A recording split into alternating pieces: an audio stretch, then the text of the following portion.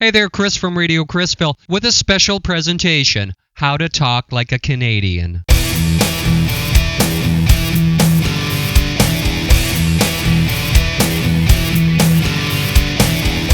If you're new to Canada or just interested in learning a few unique Canadianisms, I should begin by saying Canadians don't say a boot or hoose. Inflections that, well, they're probably more Scottish than anything else, as in, "No, you're not bringing that sheep into this house." Now, there probably was that one guy who did pronounce it a boot to someone, and maybe that caught on long enough to become a common Canadianism, air quotes, but it's just as likely that someone said it as a joke because that's a defining characteristic of Canada. We're a funny country, which is why we produce so many comedians. Actually, the whole thing probably happens because we spend so long indoors during winter, it's either tell a lot of jokes or go mad. However it all happened, here are a few words that Canadians do use.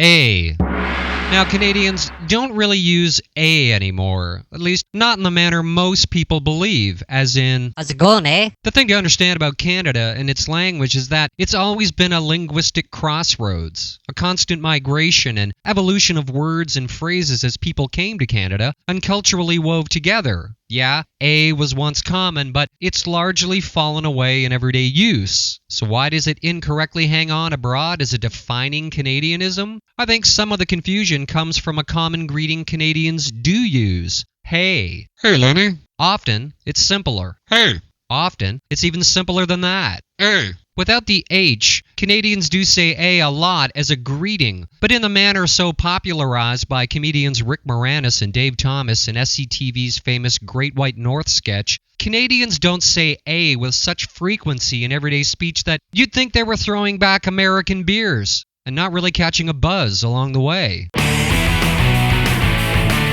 Sorry.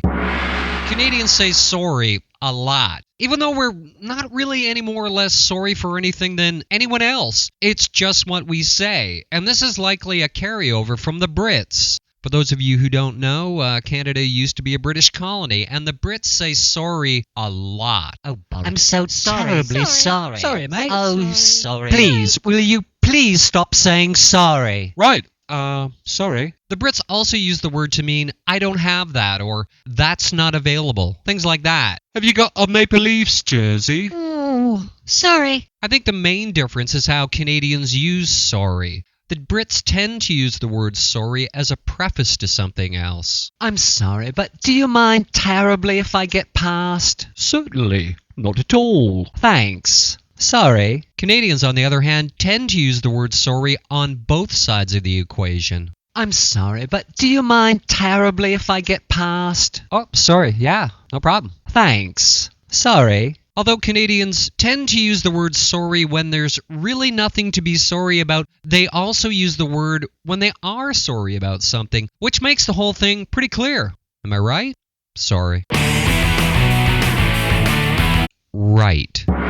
Even though Canada is a former British colony and thereby has a lot of Britishisms in its language, Canadians don't exclusively use the word right in the sense of doubt, as in, I don't believe you. Well, I ate the pudding, but it was as big as my head. Right. Neither do Canadians exclusively use the word as a statement of resolve. Right then, I'm off. Canadians include these usages, but there's a broader scope to it all, summed up very simply. When a Canadian says right with the inflected tone of asking a question or verification of a statement just said, you're not being asked to answer or verify something to which you would obviously have no clue. You're not being asked anything at all. What? It's like this. In addition to occasionally saying right to express disbelief or resolve, Canadians typically say right for simple emphasis and clarity, to make sure they have your full attention, as in, "Says heading to the cottage, right? John says, hey." Canadians also say right to mean something like indeed, to qualify the validity or correctness of something that another has just said. Here's an example. Yeah, that comes with 3 kinds of cheese. It's an awesome deal, right? So, to sum it up, very often when you're seemingly being asked a question, you don't have to say anything at all, unless you're seemingly being asked to validate something. Simple and clear, right?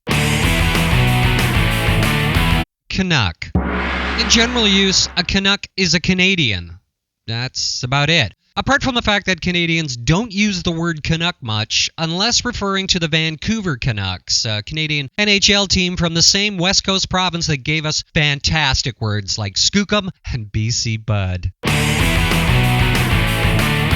Washroom.